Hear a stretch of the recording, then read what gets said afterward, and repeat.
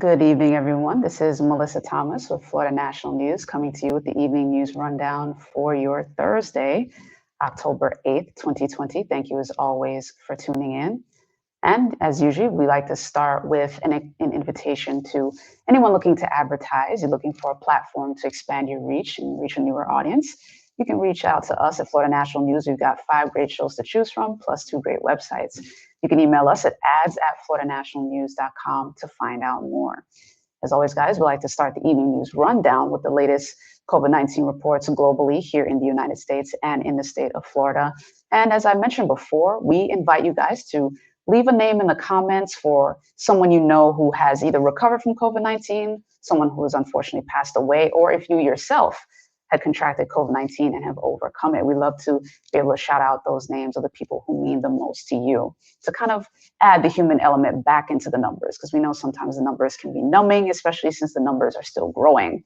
But globally, the World Health Organization is reporting over 36 million confirmed cases and over 1,049,000 confirmed deaths. Here in the United States, Johns Hopkins University is reporting over 7.5 million confirmed cases and over 212,000 confirmed deaths. In the state of Florida, the Department of Health is reporting over 726,000 confirmed cases and now well over 15,000 confirmed deaths here in the state of Florida.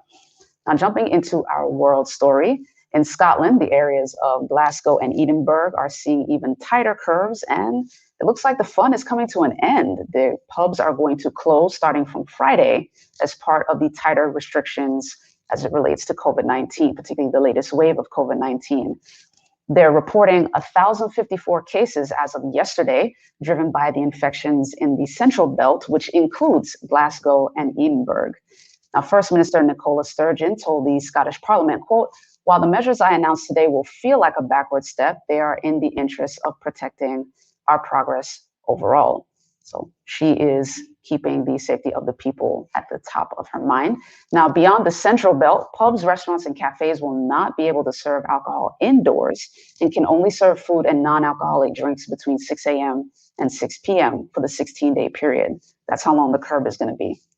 They will, however, be able to continue to serve alcohol outdoors until the existing curfew of 10 p.m., she said. Now, the UK Hospitality Trade Association said the new curbs were, quote, "a total catastrophe for a sector that is already on the brink."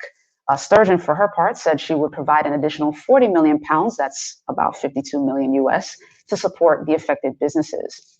Now, the areas where all licensed premises will have to close completely, with the exception of hotels for residents, are Greater Glasgow and Clyde, Lanarkshire, Ayrshire and Arran, Lothian, and Forth Valley. Now, more restrictions will be imposed in those regions for 2 weeks, starting from October 10th, including on indoor group exercise for those over the age of 18 as well.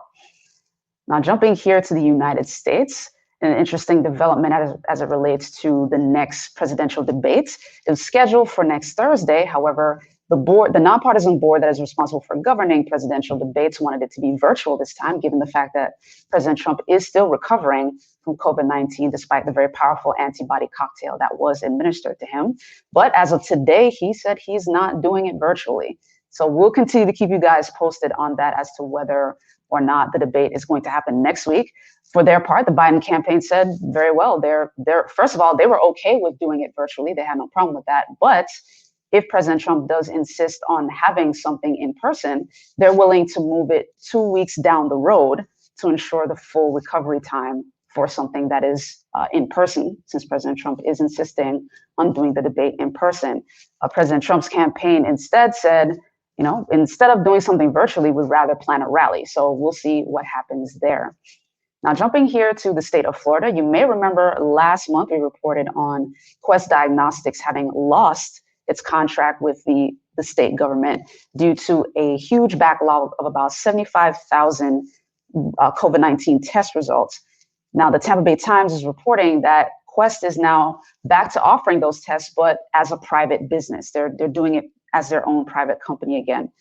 Now, for Quest's part, a spokesperson mentioned that a lot of the backlog was due to some technical difficulties and in some cases a bit administrative as well. They were saying that several of the patients, when they submitted their tests, failed to submit key information such as an address or social security numbers, things like that, key identification information that connects back to the patient, which was partially the cause of that huge backlog.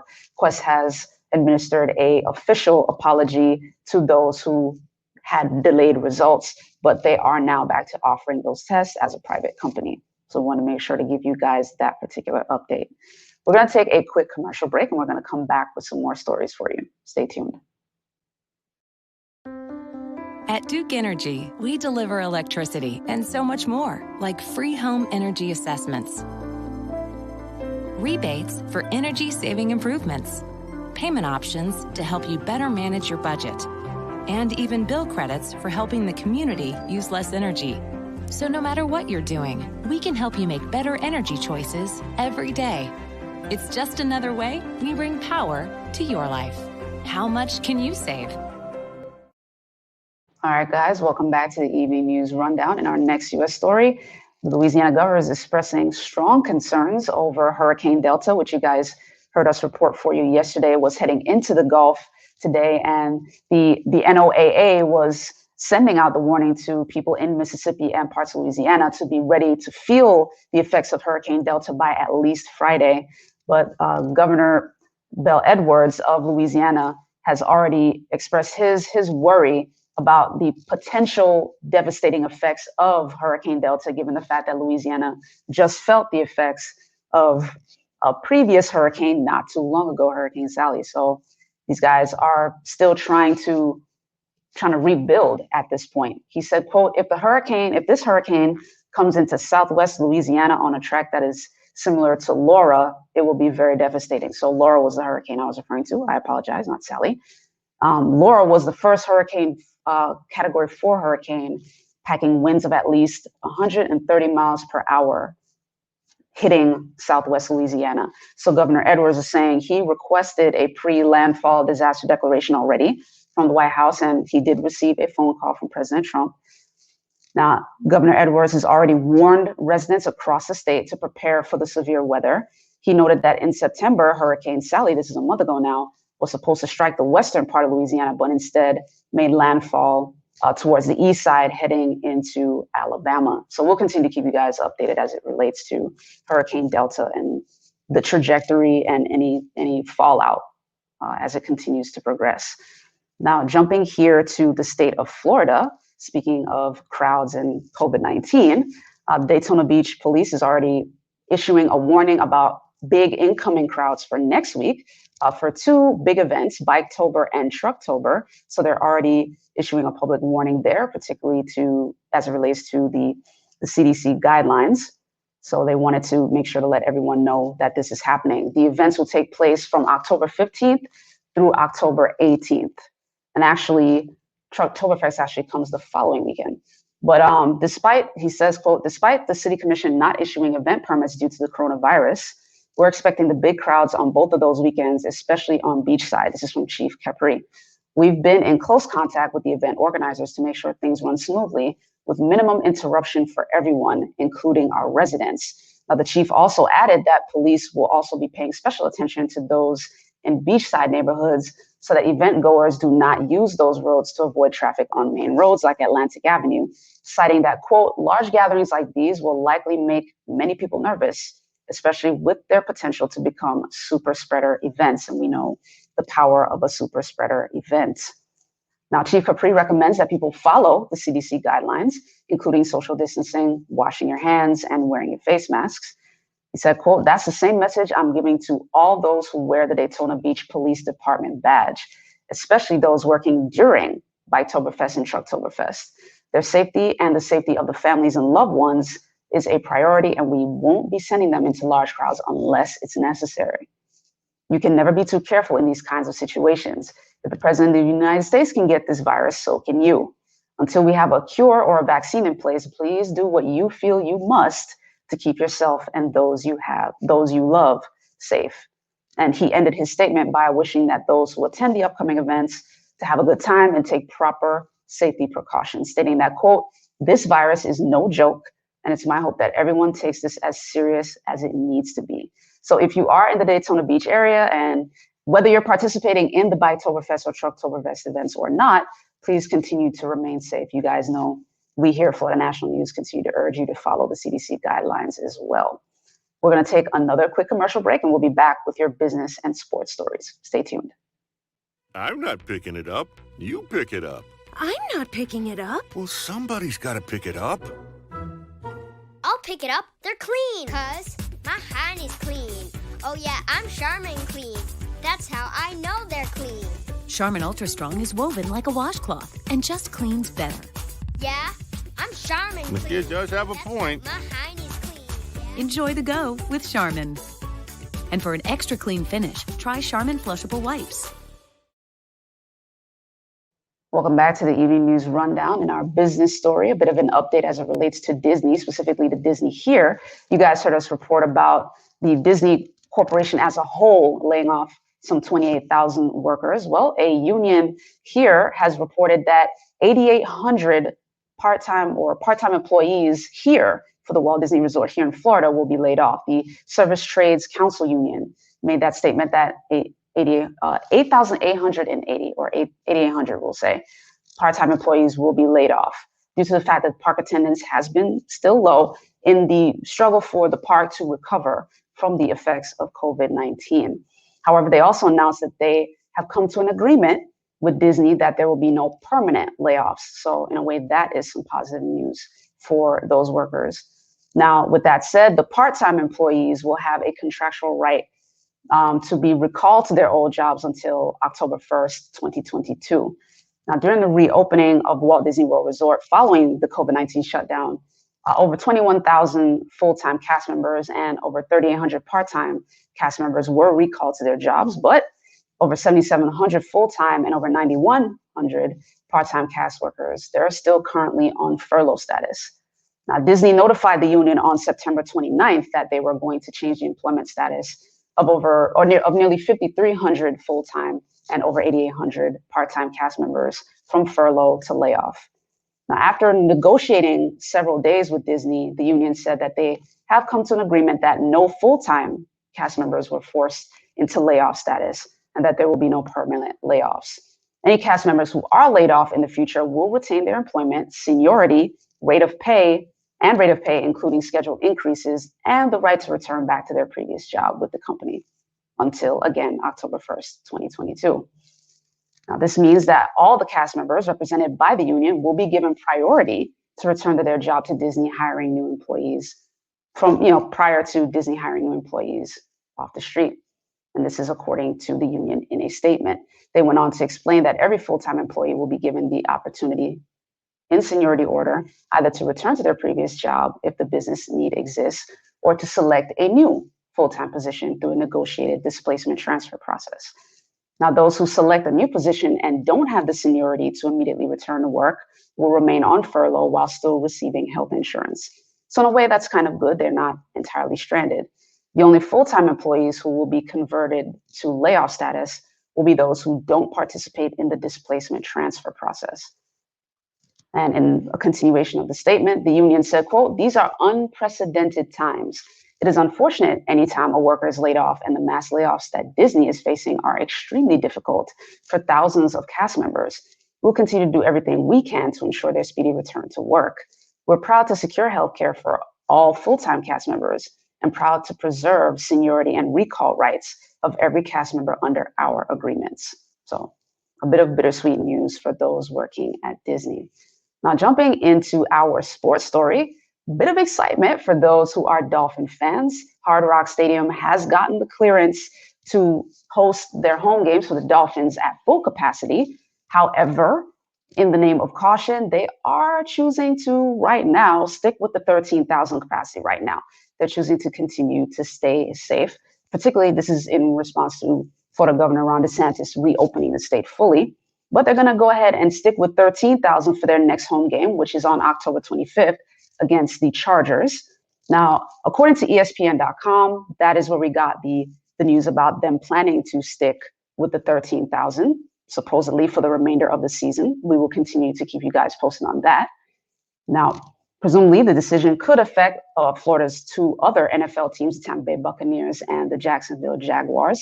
And If the Jaguars, or rather if the Buccaneers, choose to follow that reopening, this certainly affects the Super Bowl that is coming in February. So we'll definitely keep you posted on that, because all eyes are on the Super Bowl. Everybody wants to know how that's going to turn out in light of COVID-19. Now we're going to take a final commercial break, and we're going to come back with the Entertainment 4 for 4 with the lovely Jamesia Stoudemire. Stay tuned. There's more than one way to enjoy a Moreno Bakery custom cake. You could smash it, swipe it, love it, cut it, devour it. Moreno Bakery, for every slice of life. All right, guys, welcome back to the Evening News Rundown. As you guys know, it is Thursday, so it is time for the lovely Jamesia Stoudemire with the Entertainment 4 for 4 out of Los Angeles, California. And without further ado, let's bring her in. Good afternoon. How's it going? Good afternoon. It's going very well, Melissa. Thank you for bringing me on. Always a pleasure. Always a pleasure. All right. Alrighty, guys, let's get it started. And today, this is Jamesia Stoudemire live from Los Angeles, California, bringing you the Entertainment 4 for 4. And we're going to get started right now with number 1. Second City, the famed comedy theater, is up for sale for the second time in 61 years. Second City is a well-prestigious comedy show that has actually has alumni as with Tim Meadows, Jordan Peele, Bill Murray, Chris Farley, Joan Rivers, Dan Aykroyd, and several others. What's taking place right now is recently in the past, since, of course, COVID took place, so they had to shut down in March, and they have been shut down ever since. And again, Second City does have 2 locations, so we are speaking on Second City in Chicago, Illinois. And at that location, in this past June, one of the co-owners, Andrew Alexander, actually stepped down from being over the performances as well as training because of accusations of racism. So once that took place, a lot of controversy started to surround the business. So what they have decided to do, and both owners are going to put up their stake of the company up for sale so that they can be able to move forward and really be able to live into the next century and do it the correct way. So I'm definitely interested to see who's going to, possibly interest. The financial company that will be overseeing the sale is Holland and Lois, I believe. So they'll be overseeing the sale of the company, but you can definitely check out this article on AP News as well as on Variety did a special on it as well. Going on to number 2. Our condolences go out. We have another death in the rock and roll world. The lead singer of Van Halen, Mr. Eddie Van Halen, has passed away at the age of 65 due to cancer. The band Van Halen was one of the biggest rock groups of its time, ranking among the top 20 best-selling artists ever. They were actually inducted into the Rock and Roll Hall of Fame in 2007, and they have amazing songs such as 1984, Jump, Hot for the Teacher. The list, it continues, especially those who are in the rock genre. I know you guys know them all. And he is definitely just an iconic person and an iconic band that is a part of our history of music. So our condolences go out to that family. He leaves his son, Wolfgang, who in the article just says he was the best dad ever and he enjoyed every moment with him from on stage to off. All right, guys. And number 3. Black writers and filmmakers are bringing new scares to the horror genre. So, funny story. You know how the saying goes, when people that are white, they definitely just stand there and try to investigate what's going on. But, Black people, we tend to run at the first sight of scare, said Jordan. And this is kind of going off of the article where Jordan Peele was just saying, if a Black person did a scary movie, it would only last for probably 5 minutes because we would be gone. But the times have changed, and definitely with Jordan Peele, with his breakout movie, Get Out, followed by Us, and now followed with his upcoming feature, Candyman, in 2021, you definitely are learning that African Americans are in the horror genre. They also have some amazing writers that are in the genre that are just taking off right now. This is actually Lovecraft from HBO, which is one of the new horror films.